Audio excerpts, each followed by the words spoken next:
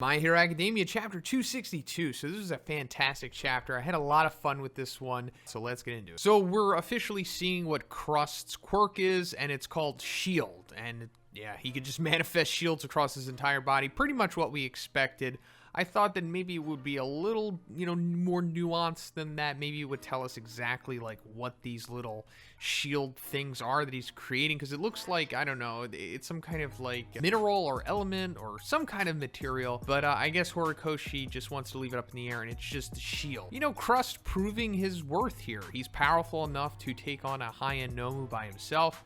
I mean, we don't know the end result of this battle yet, but I'm sure that he's going to be able to pull this one out. So speaking of the Nomu, so it says that they're categorized into low tier, mid tier, and high tier according to their modified strength and the amount of quirks they possess. So it seems like Horikoshi might have been following the One Punch Man fan base here, because that's like a big element of the power scaling that we use in the community, like when we're talking about like the disaster levels in that series, like high dragon, mid dragon, low dragon. So that's pretty cool. But we're seeing that like the white Nomu, I guess, represents the low tier, and then the green Nomu would be the mid tier. And what I think we're looking at here in this one panel is like the chainsaw Nomu that we saw in the student training camp arc. And then we're seeing our buddy, or at least my buddy, I love this guy, the USJ Nomu, one of my favorite villains in the series. Very underrated. I'm going to make a video about him soon, but he's considered high tier, and just the black Nomus in general are considered high tiers. We've seen him a few times throughout the series, but they have less prominence now, considering with the introduction of the high ends. But anyway, it says like the lowest of the high tier. So it means like the weakest black Nomus are more than 10 times stronger than a normal human. So that's just showing us like how ridiculously powerful they are. But then that brings us to the high-end Nomus, who of course are above the three sets of Nomus that we're seeing here. These are like the highest. Like when we're talking about like high, low, and mid in One Punch Man, if we're going above those levels, we'll say like above, like above dragon. So I guess the high-end Nomus are considered like above dragons or above Nomus in this, even though it says they're high ends. But they have even greater specs, as we knew. And they have a high caliber ability to think on their own and retain their original personality. So we also knew that too. We found out that Hood basically retained the personality of like the cage fighter that was used as his foundation. And we also know that, they're stronger pretty much than what we've seen of the most of the black Nomus, because the strength that Hood had in the Pro Hero arc was insane. Like the way that he was able to slice through that huge building just by like wiping through it was some of the most impressive levels of strength that we've seen in the series quite easily. So I just think it's nice that this was put out there, just so we have a good understanding that there's levels to this Nomu game. So then we're getting an update on Shigaraki, and we get to see that he's like 70% complete, and that's more or less what I was guessing that he was going to be at. When we started this arc off, and I was trying to make predictions of what was happening, and considering that the amount of time that he needed, it was like 3 months or 4 months or something. Yujiko said that it wasn't exactly at that time yet. He still needed like a month or a little less than a month before he was complete. So I was assuming like he's around 70 or 80%. And we're seeing what he looks like inside of this chamber that he's in. And he kind of looks like 9 from the new My Hero movie. I dropped a review on that on the channel in case you were interested in my thoughts on that film. And I know that not everybody was fortunate enough to be able to see it. It had a limited release and all of that stuff. So I'm not going to spoil anything from the movie, but I will say that I think that movie was kind of just setting up what is going to happen in this arc, because I think 9 was more or less just a prototype to what Shigaraki is going to become. Let me also throw out some theories out there. So I'm thinking that this arc is eventually going to boil down to Shigaraki being released early. Maybe he'll be at 75% or something. Maybe Yujiko does something special by the time that he's able to release. Nonetheless, he won't be at 100, but it's ultimately going to come down to whoever's left standing on the hero side is going to be going against Shigaraki, like everyone versus him, and he is going to be the strongest character in the series at that point. He's going to have a whole bunch of quirks, an upgraded body. We can already see that his body's being upgraded. He added some muscle mass. He's got some vascularity going on, and he's got like this suit on, similar to what 9 had, and that helped him with him using his quirks and whatnot. So I'm thinking that's what we're ultimately going to get here, and I can't wait to see it. So then we're continuing Mirko's fight, and we get the reveal of her quirk, and it's called Rabbit, and she can do anything that a rabbit can do and more. And yes, this is basically the same thing as what Suyu's quirk is. You know, she has frog, she can do anything that a frog could do and more. So, you know, there's multiple people that have these type of animal quirks that just have like an umbrella term to them, and they're one of the more nuanced quirks since they have multiple factors to them, and I like this.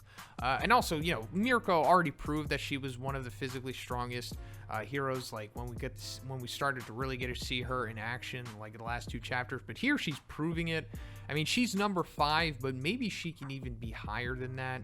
You know, if you were just taking into power into consideration. I mean, I know the Billboard rankings have multiple factors going into them, don't get me wrong, but she is extraordinarily powerful. I would say definitely more physically powerful than what Endeavor is, and he's pretty physically powerful, considering that he doesn't have a strength augmenting quirk.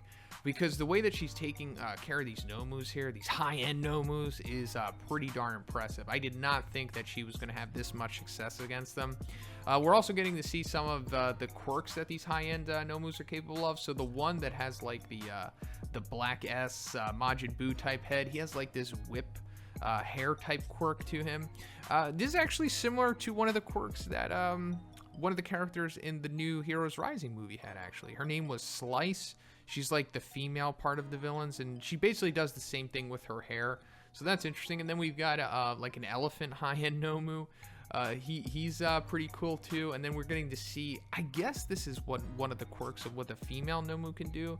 She can like split herself apart like liquid and like thrust herself somehow. Maybe I'm missing a panel here, but it just looks like that's what she's capable of. I don't think Mirko coerced her into doing this or like split her apart or something. And then we're seeing some of Mirko's moves. She can do the lunar ring and like do like a circle 360 type spinning axe kick thing, which is pretty awesome, where she's hurting the Nomus here. But then we're coming to the big tragic moment of this chapter, and her arm comes off. She just straight up loses her arm and has her face damaged.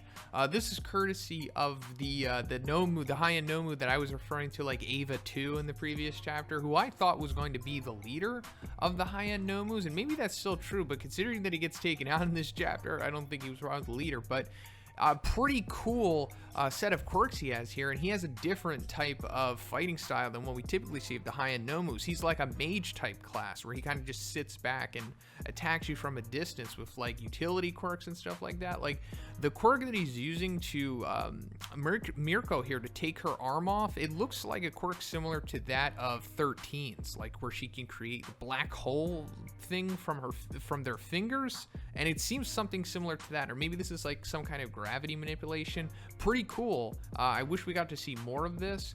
And also his other quirk that we saw was like he can shoot lasers from his eyes, which is friggin' awesome. But as I said, he gets taken out, and this is by Mirko using like her pretty cool like scissor head removal move, the lunar Taijira, which I'm definitely butchering, but very awesome sequence. Super impressive feat of power from Mirko here. She straight up soloed a high-end Nomu.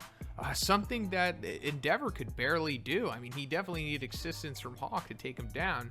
But at this point, it seems like Hood was more powerful than these Nomus. But maybe it's because he had more of an incubation period. You know, like he had a longer time to manifest and become more into his powers than these did, because, you know, they're kind of you know, underbaked at this point. So I guess that plays into it, but still, they're obviously ultra powerful. And this is one of the best feats of powers in the series so far. So then we're coming to the end of the chapter, and we're seeing what's going on at the Paranormal Liberation Front mansion, and it's getting split in half. So they're getting, you know, sieged by the heroes at this point, and Skeptic is going crazy. He's definitely figuring out that Hawks was the mole, but he's putting the blame on Twice for not figuring it out at first, and he's basically saying that Twice allowed Hawks to, you know, have the jump on them and whatnot.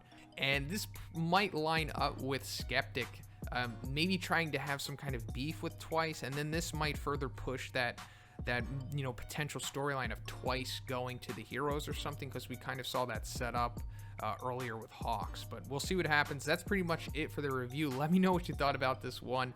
Can't wait to see what happens in the next chapter. Maybe we're going to shift over to the battle at the mansion.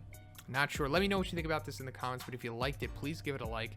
I also have a Patreon. It gives you access to a weekly Q&A. And if you haven't already, please subscribe as well. Have a great day, and I'll see you in the next one.